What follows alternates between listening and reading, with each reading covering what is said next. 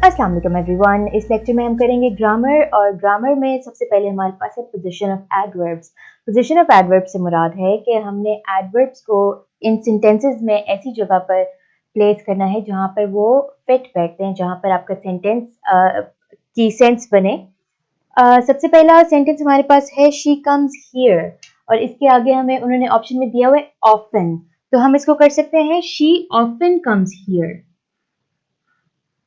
या she comes here often भी ठीक होगा।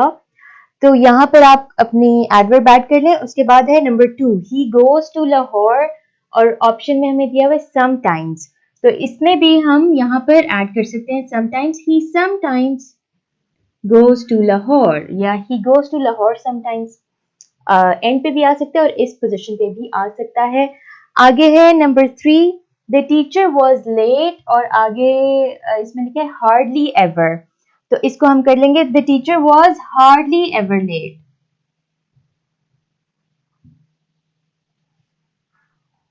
फिर है number 4, we are tired by the end of the day, और ब्रैकेट में हमें दिया है यूजुअली, तो हम ये इसको करेंगे we are usually tired by the end of the day. Number 5, I have posted a letter for them to them. I have posted a letter to them, और आगे हमें ऑप्शन में दिया हुआ just, इसको हम करेंगे I have just posted a letter to them. फिर है he did his work carefully.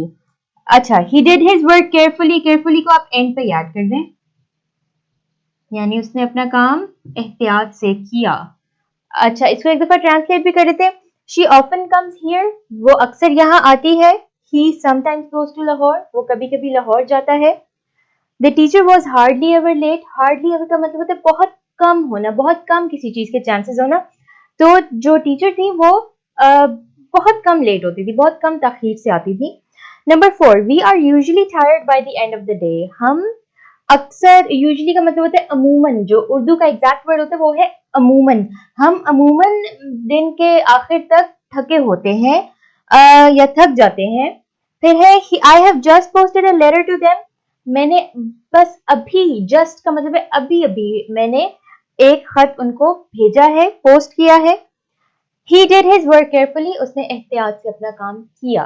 ये है आपका ग्रामर का पार्ट ए। अब करते हैं ग्रामर का पार्ट बी। ग्रामर के नेक्स्ट पार्ट में उन्होंने हमें जो क्वेश्चन दिया है वो है complete this table with appropriate degrees of adverbs. Adverbs का हमें पता है कि ये हमें बताती है कि कोई काम किस तरह से हो रहा है। ये वो अल्फाज हैं जो हमें बताएंगे कि कोई काम जल्दी हो रहा है, कोई काम देर से हो रहा है, कोई काम कम हो रहा है, ज्यादा हो रहा है। ये सारी चीजें हमें एडवर्ब्स बताती हैं, और जैसे हमने डिग्रीज ऑफ एडजेक्टिव्स की हैं उसी तरह से हम डिग्रीज ऑफ एडवर्ब्स कर रहे हैं, ठीक है। और एडवर्ब्स में ये होता है कि आपने जैसे मच है, जैसे पहला हमारा ऑप्शन असल मच है तो वो मोर हो जाएगा और फिर मोस्ट हो जाएगा। इसी तरह से हमने इसको सॉर्ट आउट करना है, काफी आसान है, इसके बेसिक रूल्स हैं कुछ। पहला हमारे पास है केप्ट मच, यानी कि कुछ, यानी काफी कुछ रखा अपने पास, इसको हम कर देंगे kept more, kept the most। तो जब हम सुपरलेटिव डिग्री की तरफ जाते हैं, अच्छा कंपैरेटिव डिग्री में क्या होता है, कंपैरेटिव डिग्री में ये होता है कि हम दो चीजों के दरमियान में मुकाबला कर रहे हैं कि ये उससे बेहतर है, this is more than that. और जो सुपरलेटिव डिग्री होती है, सुपरलेटिव डिग्री में हम कहते हैं कि ये सबसे ज्यादा, हम एक्सट्रीम साइड पे चले जाते हैं कि ये जैसे कोई चीज बेहतरीन है, इट इज द बेस्ट, या कोई चीज सबसे ज्यादा खराब है तो हम कहेंगे इट इज द वर्स्ट। एक चीज आपने याद रखनी कि उससे पहले द आएगा, the most beautiful, the most beautifully done. Adverb में हम क्या करेंगे, द मोस्ट ब्यूटिफुली डन, या द उसमें हम एडवर्ब्स ले आएंगे। एडजेक्टिव्स में हम एडजेक्टिव्स यूज करते हैं, यानी कि एडजेक्टिव्स हमें बताती हैं कोई क्वालिटी, एडवर्ब हमें बताती है कोई काम कैसे किया जा रहा है। इन दोनों की डिफरेंसेस आपने याद रखनी है। अगले हमारे पास एडवर्ब है ब्यूटीफुली, सैंग ब्यूटीफुली यानी खूबसूरती से गाया, इसको हम करेंगे सैंग मोर ब्यूटीफुली, यानी कि उससे बेहतर गाया, उससे ज्यादा खूबसूरत गाया।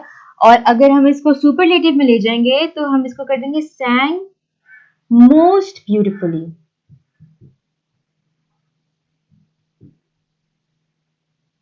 sang most beautifully भी कर सकते हैं, sang the most beautifully भी कर सकते हैं, दोनों ठीक है। यूजली हमारा रूल यही होता है कि मोस्ट से पहले हम द यूज कर देते हैं, बेस्ट से पहले भी हम द यूज कर लेते हैं। जो भी हमारी सुपरलेटिव डिग्रीज आती हैं उसमें हम द यूज करते हैं। हाँ, EST भी अगर आगे आ रहा है तभी हम उससे पहले द ऐड करेंगे। आगे हमारे पास है स्लेप्ट लिटिल। स्लेप्ट लिटिल का मतलब थोड़ा सोया कोई। अच्छा, स्लेप्ट, इसको हम कर देंगे स्लेप्ट। लिटिल के साथ हम, लिटिल का मतलब होता है थोड़ा, लिटिल से की जो कंपैरेटिव डिग्री आ जाएगी वो आ जाएगी लेस और लीस्ट। लिटिलर और लिटिल लेस भी चलते हैं, लेकिन आप लेस और लीस्ट पे करें। Slept less, slept the least, यानी बहुत सबसे कम सोया, उससे कम सोया और सबसे ज्यादा कम सोया। लुक्ड गुड, लुक्ड गुड यानी अच्छा लग रहा था, इसको हम कर देंगे लुक्ड गुड की जो डिग्री होती है, नेक्स्ट डिग्री होती है, वो होती है बेटर। मोर गुड नहीं होती, मोर गुड गलत होगा, गुडर तो बिल्कुल भी नहीं होती। तो good, better and best, looked better और लुक्ड द बेस्ट। नेक्स्ट है अराइव्ड अर्ली, यानी कि जल्दी पहुंचा, इसको हम कर देंगे arrived earlier, arrived the earliest। ठीक हो गया। ये आपका है ग्रामर का पार्ट बी। और सी में उन्होंने क्या कहा है, उन्होंने कहा है कि इन तमाम के आपने सेंटेंसेस बनाने हैं। पहले वाले में उन्होंने एग्जांपल दे दिए। अच्छा, इसको पार्ट सी को आप खुद से अटेम्प्ट करें।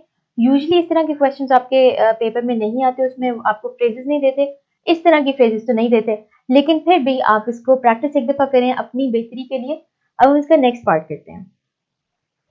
ग्रामर का जो नेक्स्ट पार्ट है उसमें है पुट फॉर और सेंस इन द ब्लैंक्स। अच्छा, अब हमारे पास यहाँ पर है प्रेजेंट परफेक्ट कंटिन्यूअस टेंस। ठीक है, प्रेजेंट परफेक्ट या past perfect, present perfect continuous tense या पास्ट परफेक्ट कंटिन्यूअस टेंस में होता ये है कि हैज बिन डूइंग या हैड बिन डूइंग समथिंग। इसमें ये हमें बताते कि एक काम होता रहा था या एक काम होता रहा है। तो इसमें अक्सर ये होता है कि आपने ये बताना होता है कि कोई काम कब से होता रहा है या कितनी देर के लिए होता रहा है। अब यहाँ पर कंफ्यूजन आती है फॉर और सिंस में। फॉर हम तब इस्तेमाल करते हैं जब हम कोई पर्टिकुलर दौरानिया बताते हैं, जब हम कोई टाइम पीरियड बताते हैं कि इतनी देर से ये काम होता रहा है। For example, I have been working for 8 years। मैं 8 सालों से काम करता रहा हूँ, ठीक है। या I had been working for 8 years, कि मैं 8 सालों से काम करता रहा था। अब अगर हमने इसमें बताने की किस तारीख से या किस पर्टिकुलर पॉइंट से मैं काम करता रहा था, तो हम फॉर नहीं इस्तेमाल करेंगे, तो हम सिंस इस्तेमाल करेंगे।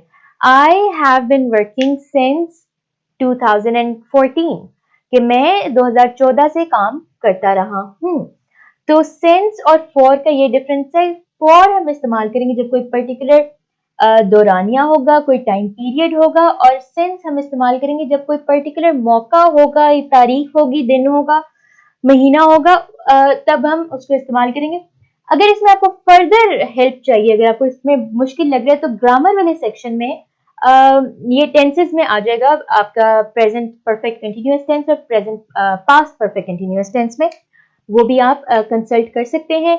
अभी हमारे पास ये सेंटेंसेस हैं, इनको हम कंप्लीट करते हैं।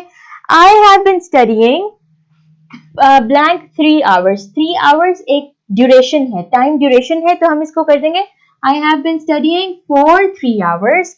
फिर है I have been watching TV blank 7 PM।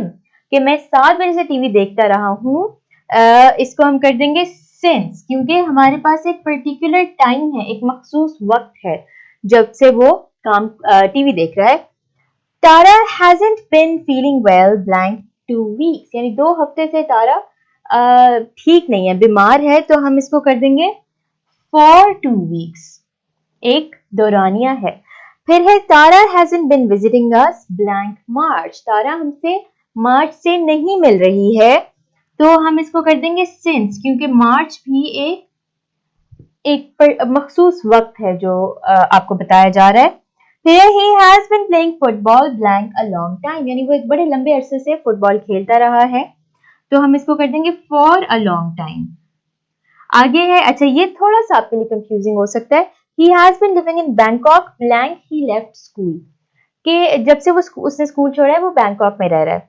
अब सिंस यहाँ पर हम इस्तेमाल करेंगे सिंस, क्योंकि ही लेफ्ट स्कूल, ये एक मखसूस वक्त तो है, ये एक मखसूस वाकया है या मौका है, जिस पॉइंट से, एक मखसूस पॉइंट है, एक पर्टिकुलर पॉइंट है जहां से वो वहां से शिफ्ट हुआ और बैंकॉक जाके रहने लग गया, तो इसलिए हम यहाँ पर यूज करेंगे सिंस ही लेफ्ट स्कूल। ठीक है, अच्छा ये आपका था ग्रामर का पार्ट, चैप्टर नंबर 7 सुल्तान अहमद मस्जिद का। इसकी आप प्रैक्टिस करें, मैं आपसे मिलूंगी नेक्स्ट लेक्चर में, तब तक के लिए अल्लाह हाफ़िज़।